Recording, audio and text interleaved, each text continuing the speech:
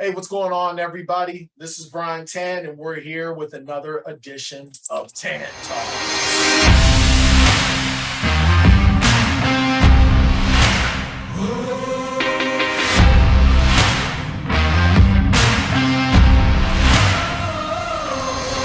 And of course, you know who this lady is. She's with me whenever we do Star Wars, Game of Thrones, and coming soon, it'll probably end up being the Star Trek aspect of things too. Miss Katie Salidas. Happy to be back. Oh yeah, it's always a good time. I'll tell you what, like it's almost to the point where the Tan Talks with the Katie Salidas voice, it just goes together like peanut butter and jelly. I like that. I like that. It really does. Matter of fact, I was just telling you before we went on that I was actually asked in the Plotaholics Discord what I thought about the season finale of Obi Wan Kenobi. Now, I had been calling it series finale because I thought it was only going to be a one and done, but apparently Ewan McGregor and Hayden Christensen want to do another season of it. So is it just a season finale? Who knows? They definitely left it open-ended. Yeah, but I can't lie. I got to be completely transparent. I watched the Boys episode and Herogasm kind of took over my brain a little bit because it was just too good of an episode. I'll tell you the truth. Like at some point, granted, we're well into season 3, but you haven't watched The Boys, have you? I've watched season 1. I am so behind. Okay.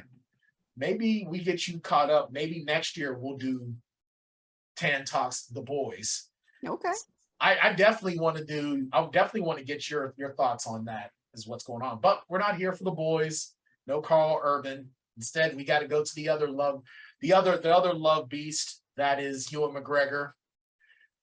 I'm going to ask you this first and foremost. Did this finale meet your expectations? From before I saw the series, I guess they did pay off on some of their promises. Mm-hmm. Canon wise, logic wise, no. So I'm conflicted because they gave us good spectacle. They gave us a nice showdown, even though the ending, I would have definitely changed how it ended because we know we can't kill Vader. Right. But for Obi-Wan to just say, I'm going to kill him, I'm going to kill him, I'm going to kill him, it's me or him, I'm going to do what's necessary, and then to walk away, again, feels like, come on, dude. Well, I think him walking away shows the weakness of Obi-Wan. Weakness, because you figure he couldn't kill him on Mustafar, even though he committed force. He used the force for domestic violence. And I'm not even saying that joking. He did. You choke your wife with the force. You choke your wife, period. That's DV. And you use the force, that makes it even worse. Mm-hmm. And he's coming at Obi-Wan after murdering kids and everyone in the temple. And Obi-Wan can't kill him. Mm-hmm. This is more, that for me is just part of the course. This is who Obi-Wan is. He's not going to be able to kill Vader when he gets Vader helpless. He can't. Here's what I would have done to fix it. And it would have played off the master, last time I saw you, you were the master. It would have played off better. Swap places with Ewan McGregor's Obi-Wan being buried under all that rubble. Mm-hmm. Simple fix. That would have done it, because then he could legitimately walk away thinking he did his job. Right. And Vader can stick his hand up through the dirt at the end. That to me would have been more fulfilling. It would have allowed that whole feel of, I've faced my fears and now I can return to the Jedi I was and continue, doing what I'm supposed to do, feel that we needed from Obi-Wan at the end of this. That walk away because he pities him or whatever makes no sense, because this is somebody who has killed children, who has killed innocents, who's done it as recently as this episode. Yeah, and I'll say for those that are watching, now I'm saying the thing is though, is that Obi-Wan he can't. Now, granted, he does finally realize Anakin is dead, and we got the whole Darth. He just calls him Darth. He doesn't call him Vader. He doesn't call him Anakin. He just calls him Darth. So we did get that. But I still think, though, that Obi-Wan, he's still hung up on Padme saying there's good in him. I know it. And that's just the weakness. That's Obi-Wan Kenobi. He can't do it. Because if Obi-Wan would have buried Vader in boulders and stuff, that to me is kind of that's not really Obi-Wan either. But they had the scene with him with the boulders and they're chucking them at each other. But the thing through.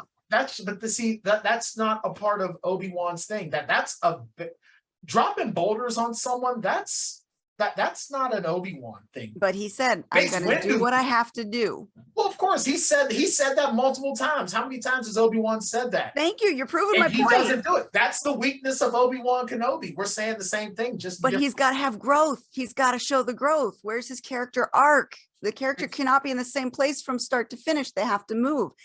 Pay it off. Well, pay off that I'm going to do what I have to do. Or we did get the payoff. He did it. Well, then show us that obviously Vader lives, because yes, Vader has to live, and clearly he's still the student if his master bested him. Right. But I think that also, we talked about this last week, what makes Vader the constant student is needing Obi-Wan's approval. So in episode 4, when Vader says, when I left you, I was the learner, now I'm the master, he's not seeking that approval from Obi-Wan anymore. So in his mind, he feels that, yeah, he is the master. And then obviously we see Vader best Obi-Wan finally. I think with Obi-Wan, like I said, the reason why is that in his mind, keep in mind, this has only been like, what, a week, maybe? Right. Again, logic leaps here. Logic leaps. There's no way. I don't think that he's going to be able to bring himself to the point to being able to do it. And no matter what he says, and yeah, he's calling him Darth and blah, blah, blah. In Obi-Wan's mind, that's still Anakin. He's looked him in his eye.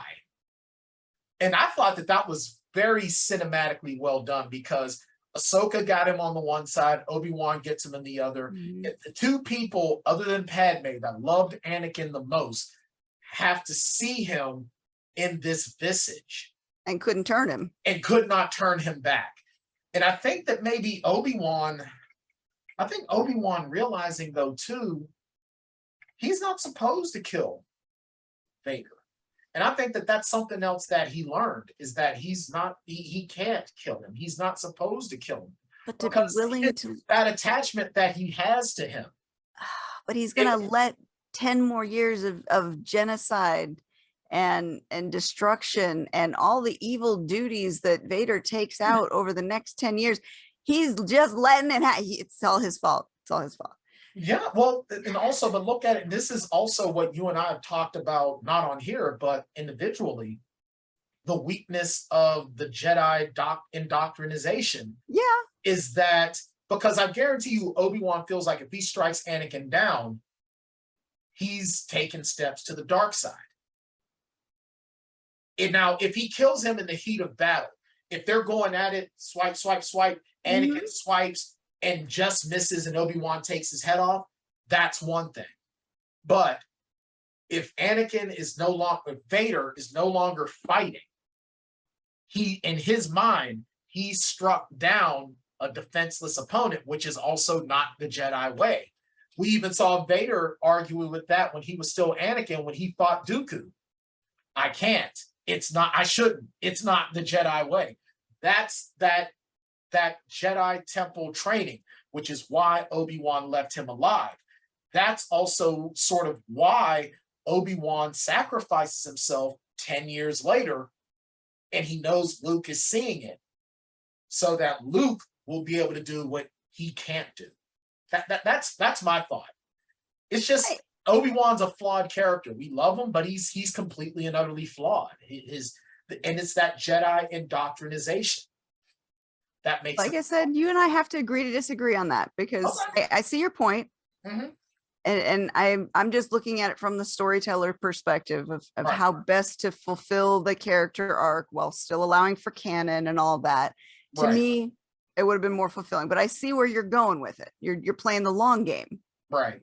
I mean, let's be real though. If this was Bryce Creed would have pulled Vader's freaking head off. You would Screw just the Jedi way. yeah, the Jedi way. Bryce Creed says, I'm gonna Sub-Zero you. Period. I mean, imagine how that could have been though. You swap the scenes where he's buried under the rocks, and instead of it being Obi-Wan is the one burying Darth. And then he's just like, all right, I've done my job. Face my fears. We're ready to move on. Right. No, I hear you. And I mean, honestly, would that have been, it would have felt out of character for Obi-Wan, but it definitely would have fit.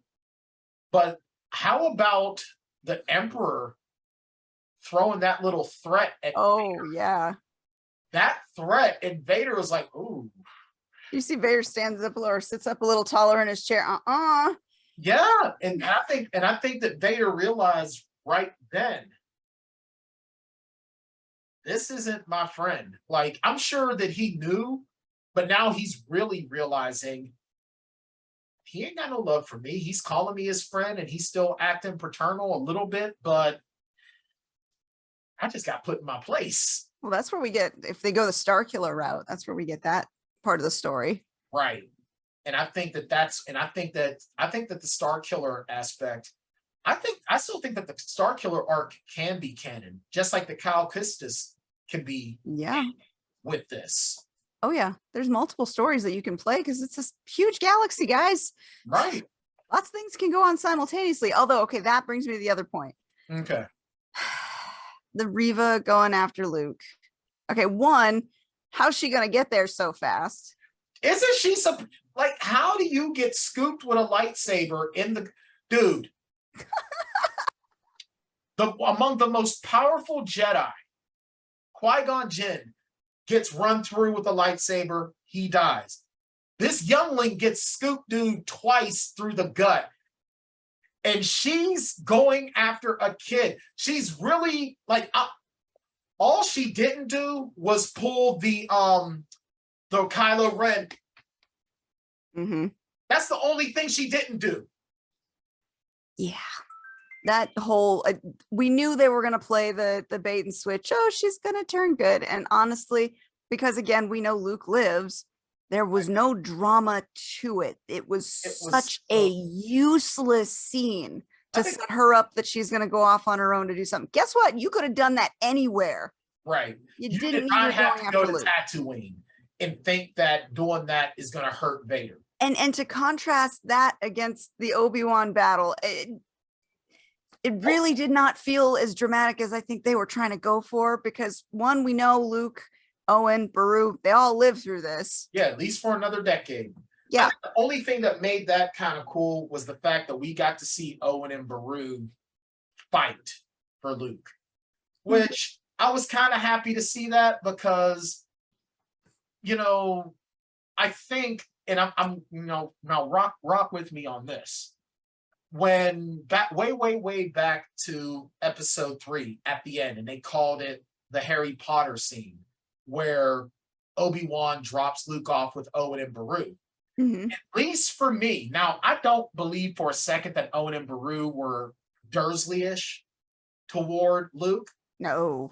But it was really nice to see sort of an antithesis of what Harry Potter went through versus Luke's got people fighting for him. Mm-hmm. And they don't care that it's a Force user. If the Empire is coming, they're going to battle the Empire for this kid. So that is what I enjoyed seeing. And even though they were way outmatched, even though she had a lightsaber through the gut, they didn't care. It was cute though to hear Beru kind of give a little ribbing to Owen when he's like, "Oh, well, where's Obi-Wan? He's not on the planet." Well, whose fault is that? That was awesome. That was beautiful because she's always kind of been on his side, sort of a little bit. Right. And she knew, like, it's like she understands why Owen doesn't want him around Luke. It doesn't make it right, but she gets it. Because I mean, and you got to feel bad for Owen because he wanted a brother. He got a brother for all of 10 minutes. Yep. and lost him. And now he has his brother's kid, and his brother is the second most demonic figure in the galaxy. That's gotta suck. Yeah, that's got sting just a little bit. And the guy that trained him is the reason why. Well, part of the reason. In his mind. In his mind. I guess, but I don't do the whole the teacher is responsible for the student thing. The student's responsible for the student. I mean, I can understand it, but I kind of go to the thought of Mr. Miyagi. No such thing as a bad student, only a bad teacher. No, there are bad students. Students are going to follow what the teacher gives them. Mm-hmm. And I mean, you'll look to. I think it's all a matter of perspective. You get it both sides. You get it both sides. Right. Bad teachers, bad students. They both exist. Right. I mean, but I think though, but it was kind of cool to see the Owen and Beru having that moment of contention, but they're fighting for the kid. And then of course, Owen says to Ben, would you like to meet him? Oh, I know. That was so nice. And he brought him the little toy. Yeah. So that was kind of cool. And even though Owen is still not super pro Obi-Wan, right? He's not anti Obi-Wan either, but it still fits into. I wonder if he means old Ben Kenobi. Nah, Obi-Wan doesn't exist anymore. Died around the same time as your father, and he's sort of dismissive about it. So that really did kind of come together, right? But I still want to know why the whole thing. I think even the whole thing with Leia kind of comes full circle because he tells her we'll be in danger if they know we know each other, which that's really lazy. Yeah, very lazy.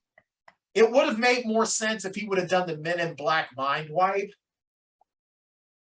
Oh, another lazy, stupid. Why did they do this?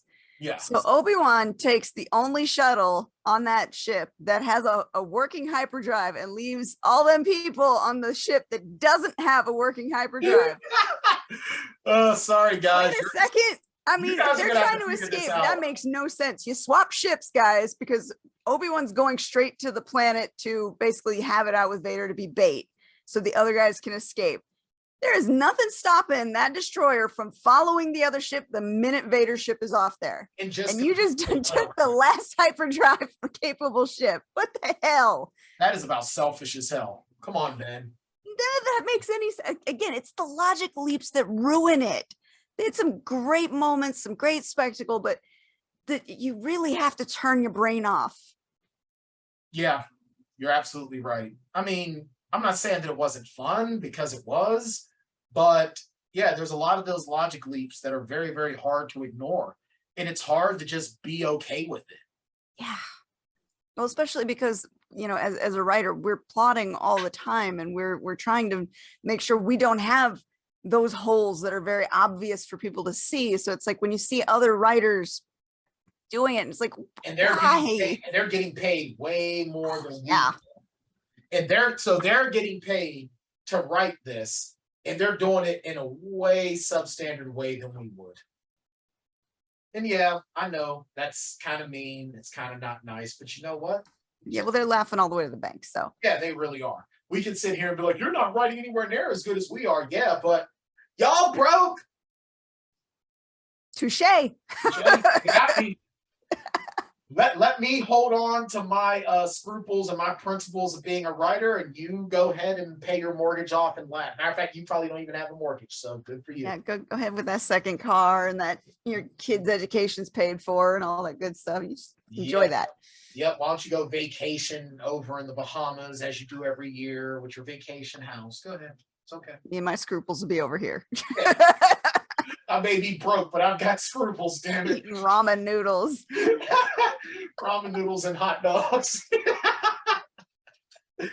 I've moved up in the world, okay? Okay. Steak bits. Okay. I was gonna ramen noodles and steak bits, okay?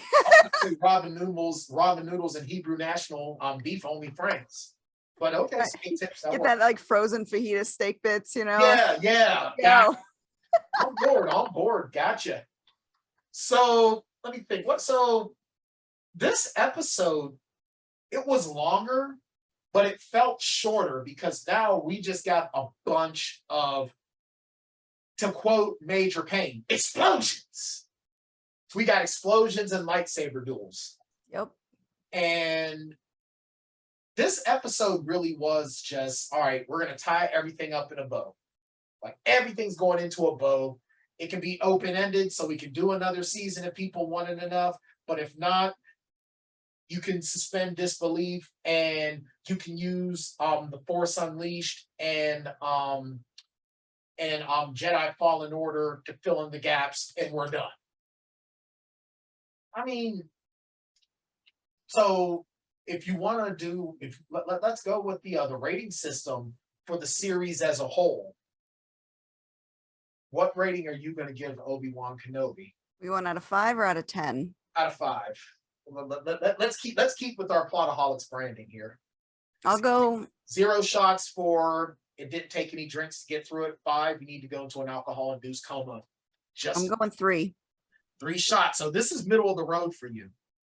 That's actually a death knell, because if it's so middle of the road, like it's not so great, it's a masterpiece, but it's not so bad, it's good. It's just, so this was a mediocre outing for you. I'm judging it by the rewatchability. Gotcha. There are, you know, times when I got a few extra minutes and I want to sit down and just turn the TV on. Do I pick Obi-Wan? Do I want to rewatch that episode? Not really. All right. Now that's for the whole season, not just this episode. But that's been the whole season. There's not been an episode that I want to just go back and rewatch for fun. Okay. I can, you know what, I can get down with, I can totally understand that, you know, because we had some great moments. The one that really comes out to me is Vader dog walking Obi-Wan through fire. That was really cool. That was probably among the best scenes. Yeah. Vader using not even bothering to pull his lightsaber when Reva's coming after him. That was just, that was beautiful. I was like, oh! And even the Obi-Wan Vader battle, and Vader is even saying, your power has returned. That was okay, but other than those 3, and then even with the Emperor and with seeing Qui-Gon Jinn for the first time in 20. Oh yeah, they did that so on purpose. That was the look, guys, look, you love him. Yeah, and of course it was all, I thought you were never, and I love how Obi-Wan was trying to be so wise. I thought you would never come. Well, it took you long enough to get here. Still like the Padawan. Yes. I think that was really, really great right there. I really enjoyed that. Like that was probably among all the other things that we saw. I really appreciated that, because you're right. No matter how old we get, no matter how much we grow, our mentors are still teaching us something. Mm-hmm. So I really enjoyed that. But I'll tell you the truth, I can understand why you're giving it a 3-shot rating. I'm probably going to give it a 2, just because. Now, does that mean that I'm going to go back and watch it? Probably not. Unless I get into one of those Star Wars modes where I want to just go through the whole thing. Right. Because and honestly, to tell you the truth, the Obi-Wan getting dog walked and Vader's mastery of the Force and Qui-Gon's emergence, those 3 things are what's keeping it from being a midway for me. Okay. Those are the only 3 things. Leia was really, really cute, very, very sweet. Mm-hmm. But honestly, you could have done this without Leia. You didn't need to have Leia. They could have kidnapped Bail Organa, and that's what brought Obi-Wan out. You know what I mean? I mean, granted, I understand why they made the choice to use Leia. Mm-hmm. I get it. And as irritating as it's come to be, and you've heard Shane and I talk about it, when can we get away from the damn Skywalkers? I get it. Yeah. But I think it's one of the reasons I liked Rebels so much. Yeah, because there was 0 Skywalker influence anywhere. And that's why I liked Rogue One. Like the only time we got a Skywalker, it wasn't a Skywalker, it was Vader. And it was at the very end.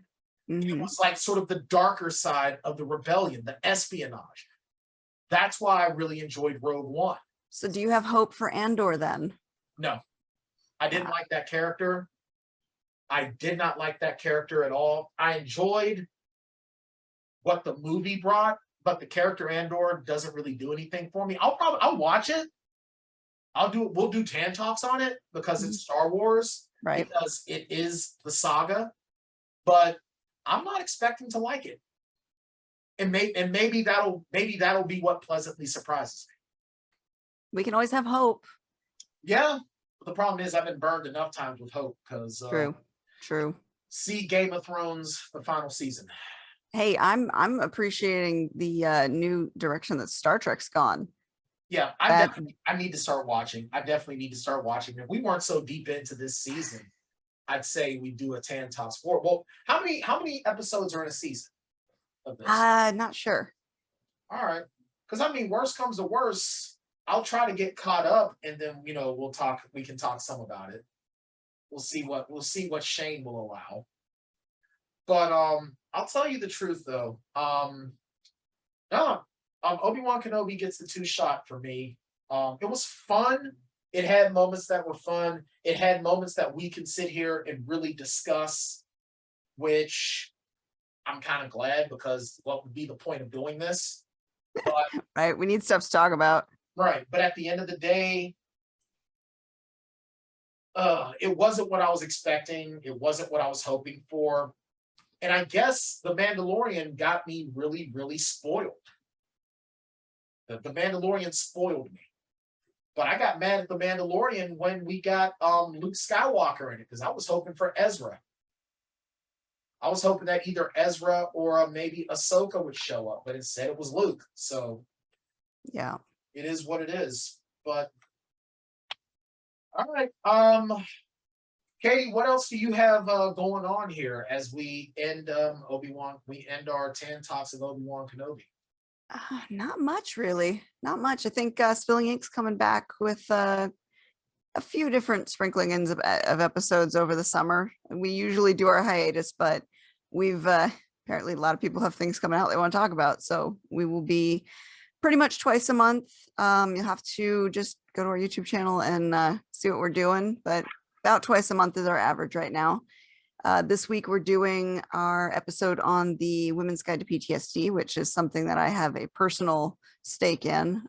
Worked very hard with the co-author on that one to make it happen, and we're getting ready to release that in August. Awesome. Combat Con's coming back July 21st through 24th in Las Vegas. I am so looking forward to that one. Sweet, yeah, because you've been sharing with me a lot of your stuff with the Combat Con, and I'm like, man, I wish y'all were doing this here in Pittsburgh. 'Cause I'd be all for it. Yeah, you got to try and make it down here. Maybe next year you could come as a teacher. I'd like that. I'd love that. I'd be all Self-defense is definitely one of the tracks that they've got going on there. There's a lot of really cool classes. I would love that. I would definitely be all for doing that. Absolutely. We'll have to see about how we can make that happen, because I'd love to do it.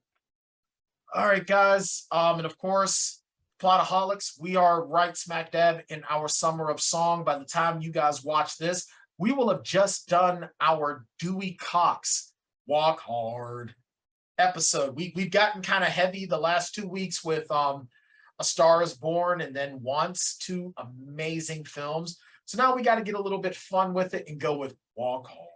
I can't even just say the name of the movie normal. I have to go Walk Hard. Kind of like when I talk about the latest Tom Cruise movie, I can't call it by its name. I have to call it 2.